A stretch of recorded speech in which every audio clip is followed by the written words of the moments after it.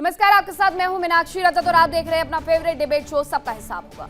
देश में जहां बहस होती है लव जिहाद और लैंड जिहाद को लेकर के, अब वहीं एक नया शब्द भी गूंजना शुरू हो गया है और इसका नाम है फ्रेंड जिहाद। बागेश्वर धाम के पीठाधीश्वर धीरेन्द्र कृष्ण शास्त्री ने इस बार सनातन के खिलाफ एक नई साजिश का दावा किया और गाजियाबाद के चर्चित सूर्या हत्याकांड का हवाला देते हुए बाबा बागेश्वर ने हिंदुओं को भाईचारे की चाशनी से सावधान रहने की चेतावनी दे दी। अब उनकी तरफ से क्या कुछ कहा गया, सबसे पहले वो सुनिए कि आखिरकार ये पूरा मुद्दा है क्या। सूर्या नाम के बालक दोस्ती करके हलाला दिखाने के नाम पर विवाद है तो चाबियों से मार डाला उसको। हम राजकोट कथा सुनाने नहीं आए, हिंदुओं को जगाने आए। और हम तुमसे प्रार्थना करेंगे हिंदुओं, यदि तुम आज एक नहीं होगे तो वो दिन दूर नहीं है। अभी लव जिहाद, भूख जिहाद, लैंड जिहाद, न जाने कितने कितने जिहाद चल रहे। अब इन्होंने एक नया ट्रेंड बना लिया, दोस्ती जिहाद। भारत में हम किसी के भी विरोधी नहीं है, मुसलमानों के भी विरोधी नहीं है, पर वो कायदे से नहीं। तो बाबा बागेश्वर ने कहा थूक जिहाद, लव जिहाद, लैंड जिहाद के बाद अब फ्रेंड जिहाद शुरू हो गया है। लेकिन उनके इस बयान पर आखिरकार घमासान क्यों मच गया है वो मैं आपको बताती हूँ। दरअसल धीरेन्द्र शास्त्री ने गाजियाबाद सूर्या हत्याकांड का जिक्र किया। फिलहाल वो गुजरात में है और गुजरात में उनकी तरफ से ये जिक्र किया गया। देश में लैंड लव जिहाद के बाद फ्रेंड जिहाद शुरू हो गया है, ये धीरेन्द्र शास्त्री की तरफ से साफ तौर पर कहा गया। उन्होंने जिक्र किया कि सूर्या नाम के युवक के साथ दोस्ती के नाम पर धोखा हुआ, दोस्ती के नाम पर सूर्या की हत्या कर दी गई। गाजियाबाद में बकरीद के दिन सूर्या की हत्या कर दी गई थी और मुस्लिम दोस्तों ने बुला करके सूर्या की हत्या कर दी थी, आपको याद भी होगा। धीरेन्द्र शास्त्री से पहले मुख्यमंत्री योगी आदित्यनाथ ने भी गाजियाबाद की वारदात में इसी फ्रेंड जिहाद का जिक्र करते हुए क्या कुछ कहा था वो भी सुनिए। कैसी दोस्ती आपने भी गाजियाबाद में देखा होगा। दोस्ती की आड़ में छुरेबाजी स्वीकार्य नहीं और कतई स्वीकार्य नहीं होगा। अगर कोई अपनी नालायक औलाद को समझा नहीं पा रहा है तो समझो कि गलती कर रहा है। याद रखना, हमारी संवेदना सामान्य नागरिकों के प्रति है। तो मुख्यमंत्री ने सीधे कहा भी कि हमारी संवेदना सिर्फ सामान्य नागरिकों के प्रति है, उन लोगों के प्रति नहीं जो दोस्ती की आड़ में छुरा भोग देते हैं। सीधे तौर पर गाजियाबाद का सूर्या हत्याकांड, उसके बाद ऐसी ही घटना हापुड़ से भी सामने आई है, जहां पर नॉनवेज खाने से मना करने को लेकर के हिंदू युवक पर मुस्लिम बाप बेटे ने हमला कर दिया। ये जो तस्वीरें आप देख रहे हैं ये उसी व्यक्ति की है। कट्टरपंथियों का ये फ्रेंड जिहाद दिखाता है कि कैसे पहले गहरी दोस्ती की जाती है और फिर मौका पा करके टारगेट को नुकसान पहुंचा दिया जाता है। सीएम योगी और धीरेन्द्र शास्त्री का सीधा संदेश ये है कि कट्टरपंथी गैंग हिंदुओं को गुमराह करने के लिए दोस्ताना व्यवहार का इस्तेमाल कर रहे हैं। अब आप और हम हमेशा एक बात का जिक्र करते हैं कि स्कूल कॉलेज में जब पढ़ने जाते हैं तो दोस्ती क्या धर्म देख करके करें, लेकिन जब ऐसी वारदातें समाज में होने लगे तो फिर क्या किया जाए। अब धीरेन्द्र शास्त्री के बयान के क्या मायने हैं वो मैं आपको बताती हूँ। लव लैंड जिहाद के बाद अब दोस्ती के नाम पर नए खतरे का संकेत उन्होंने भापा है और समझाया है। सनातन धर्म के लोगों को आपसी मतभेद भुला करके एक होने का आह्वान उनकी तरफ से किया गया है और किसी पर भी आंख मूंद करके भरोसा ना करें ये सलाह दी गई है। समाज में धार्मिक और सांस्कृतिक पहचान को बनाए रखना आवश्यक है, ये भी उनकी तरफ से सीधे सीधे अपने संदेश में बताया गया है। एक तरफ बाबा बागेश्वर के समर्थक इसे हिंदुओं को जगाने और सुरक्षित करने की मुहिम मान रहे हैं, लेकिन दूसरी तरफ कुछ लोग हैं जो इस बयान के बाद देश का राजनीतिक और सामाजिक माहौल गरमा रहे हैं। धीरेन्द्र शास्त्री के फ्रेंड जिहाद वाले बयान पर किसने क्या कहा है वो भी आपको बताती हूँ। तो सबसे पहले आपको बताती हूँ कि श्री राज नायर प्रवक्ता वीएचपी की उनकी तरफ से क्या कहा गया। उन्होंने कहा कि दोस्ती की आड़ में क्रूरतापूर्ण हत्याएं हुई हैं। दूसरी तरफ मौलाना साजिद रशीदी कह रहे हैं कि सिर्फ नफरत फैलाना धीरेन्द्र शास्त्री का काम है। दूसरी तरफ राष्ट्रीय दल भी नेता है कांग्रेस के, उनकी तरफ से कहा गया कि धीरेन्द्र शास्त्री जैसे लोग देश में नफरत फैला रहे हैं। मतलब जो लोग मर रहे हैं, जो दोस्ती पर भरोसा करके अपने दोस्तों के साथ जा रहे हैं, वो दरअसल गलत है क्योंकि उन्होंने दोस्ती पर भरोसा किया। और यही बात मुख्यमंत्री योगी आदित्यनाथ और धीरेन्द्र शास्त्री ने कह दी तो वो समाज में वैमनस्य फैला रहे हैं। कैसे? हापुड़ में जो हुआ उसके बाद कुछ और उदाहरण चाहिए? सूर्या तो नहीं रहा। हापुड़ में तो जीता जागता उदाहरण अभी भी है जो बता रहा है कि उसके साथ हुआ क्या। नॉनवेज खाने से बस इनकार किया और उसके बाद बाप बेटे ने किस तरीके से मिलकर के चाकुओं से हमला करके उस व्यक्ति की दुर्गति की है वो आपने देख ली। समाज में अगर चेतना लाई जाए, लोगों को चेताया जाए, समझाया जाए। हर कोई कहता है कि दोस्ती का कोई धर्म नहीं होता, अपराध का कोई धर्म नहीं होता, आरोपी का कोई धर्म नहीं होता। लेकिन जब ये लोग उसी अपराध, उसी आरोपी की बात करते हैं तो भूल जाते हैं कि किसने हमला किया सूर्या पर, किसने हमला किया हापुड़ में। अपराध बिल्कुल कानून का विषय है और किसी भी साजिश को नाकाम करना सुरक्षा एजेंसियों का काम भी है। लेकिन ये जो वैचारिक जंग है जिसने देश में एक नई बहस को जन्म दिया है, उसका क्या? उसके लिए जवाब दे कौन? इन्हें समझाएगा कौन? ये देखिए सूर्या की वो तस्वीरें। इन लोगों को समझाना नहीं है, इन लोगों को कुछ कहना नहीं है, और अगर आपने कुछ कह दिया तो आप समाज को बांटने का काम कर रहे हैं। इसी मुद्दे पर करूंगी खास डिबेट, लेकिन उसके पहले आपको एक रिपोर्ट दिखाती हूं।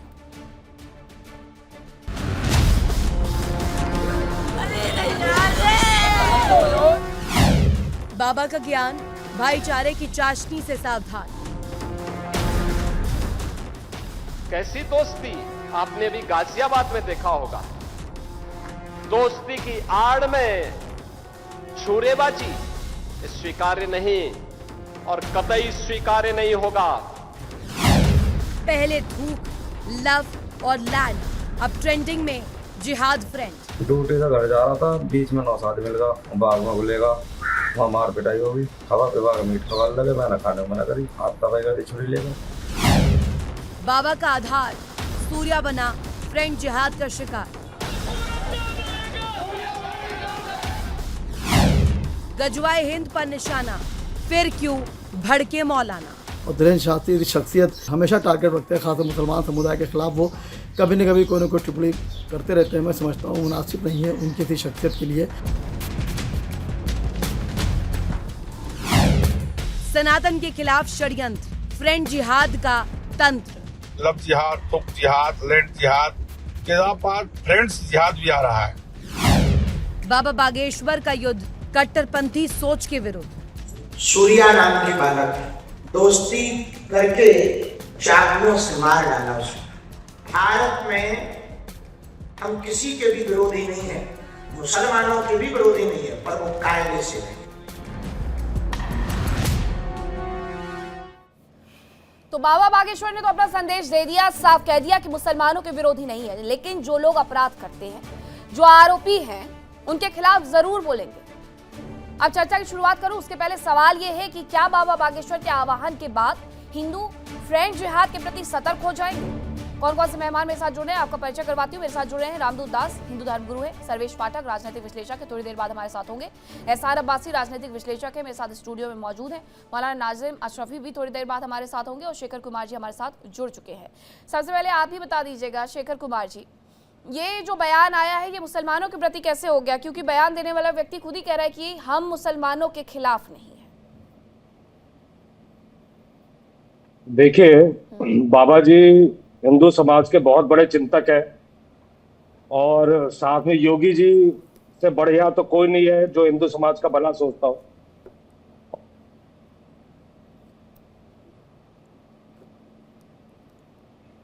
शेखर कुमार जी आपके पास दोबारा से लौटती हूँ।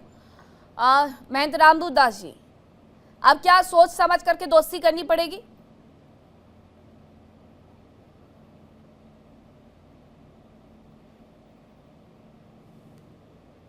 अनम्यूट करिएगा।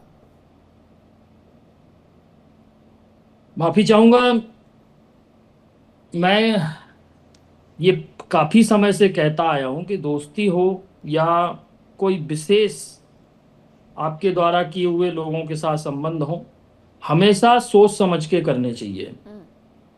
आज की जो घटनाक्रम हो रहा है, जो सूर्या के साथ हुआ, जो गजवाए हिंद की जो सोच लेके लोग चल रहे हैं, जो गुस्ताखे रसूल की सजा में साहू जी की गर्दन काट दी गई, उन सब से ये ऐसा सिद्ध होता है कि कहीं ना कहीं अगर उनके दृष्टिकोण में या उनकी आसमानी किताब में आप काफिर के रूप में दर्ज हैं, तो फिर दोस्ती की कल्पना करना सिर्फ एक मनगढ़ंत और एक आपकी व्यक्तिगत विचारधारा हो सकती है। हम सुनते आए हैं काफी समय से कि भारत में भाईचारा बना रहे, गंगा जमनी तहजीब बनी रहे, लेकिन जो घटनाक्रम घट रहा है कि अगर कोई हमें अपना समझ ही नहीं रहा है, उनके लिए अगर कुरान सूरा नंबर 3 आयत नंबर 118 में अगर वो मित्र के रूप में है ही नहीं, एक्सेप्टेबल ही नहीं है, सिर्फ काफिर के रूप में है, तो मुझे नहीं लगता कि कहीं दोस्ती की कल्पना की जा सकती है। हाँ, अगर कोई अपनी धार्मिक परिधियों से हटके उसके ऊपर जाके अगर मानवता की कहीं कोई बात करता है तो दोस्ती संभव हो सकती है, लेकिन अगर उनके अंदर अपनी धार्मिकता या उनकी मजहबी जो गतिविधियां हैं, जो उनके दायरे हैं, उसको लेके अगर वो चल रहे हैं, तो फिर हिंदू मुस्लिम की दोस्ती आज के समय पे सिर्फ एक कल्पना है। क्योंकि कई ऐसे केस हुए हैं, कई ऐसे घटनाक्रम हुए हैं जहां कलमा पढ़ के गर्दन काट दी गई, और ये मनगढ़ंत नहीं है, ऑन रिकॉर्ड आए हैं, काफी वीडियो वायरल हुए हैं और ऐसा हुआ है। तो मुख्य रूप से हिंदू धर्मगुरुओं को पता नहीं क्यों क्या लगता है, कुछ लोगों को हिंदू धर्मगुरुओं की बात बुरी लगती है, लेकिन आप मुझे बता दें, मेरा सीधा प्रश्न है, क्या मानवता का संरक्षण करना, आप कभी ऐसा कोई घटनाक्रम अगर हिंदू भी करता है तो उसके लिए भी प्रश्नवाचक चिन्ह लगाए जाते हैं ना, मानसिकता पे, उनकी व्यवहारिकता पे। और अगर किसी हिंदू धर्मगुरु ने इन घटनाक्रमों को देखते हुए अगर अपना मत दे दिया तो क्या अपराध कर दिए? ठीक है, बताइए शेखर कुमार जी, आपकी आवाज चली गई थी बीच में, आप बताइए कि अपराध कर दिया क्या उन्होंने ऐसा बोलकर? नहीं, बाबा जी जो है बागेश्वर धाम सरकार, उनसे ज्यादा बड़ा हिंदुओं का कोई शुभचिंतक नहीं, और ना योगी जी से बड़ा कोई शुभचिंतक है हिंदुओं का। और आज देखिए, सरकार एक बहुत तरीके से इन सबको काबू करने के लिए नीट में पेपर लीक इसलिए करवाया कि कोई मुसलमान डॉक्टर बन के बम ना फोड़ दे, महंगाई इसलिए करवा दी कि ये मुसलमान चिकन ना खा ले, बेरोजगारी इसलिए करवा दी कि अब्दुल पंचर ही बनाता रहे, और पॉल्यूशन पे इसलिए कंट्रोल नहीं हो रहा है, तो सड़क पे तो अब्दुल है। देखिए, जो असद और सूर्या वाले मामले में असद ने किया, जिस तरीके से उसका वीडियो आया करने के बाद, चेहरे पे उसके कोई शर्म नहीं, मेरी कोई भी सहानुभूति नहीं है ऐसे व्यक्ति के लिए जिसने दोस्ती को शर्मसार किया, जिसने जाके अपने दोस्त के साथ दगाबाजी करी। लेकिन उसी टाइम एक चिराग त्यागी नाम का आदमी भी मारा गया, जो पैरा एथलीट था, देश के लिए उसका सिलेक्शन हुआ एशियन गेम्स के लिए, उसकी हत्या यश खटीक ने करी। आज वो देश के लिए एक मेडल लाता एक रुक गया वो प्रतिभाशाली आदमी।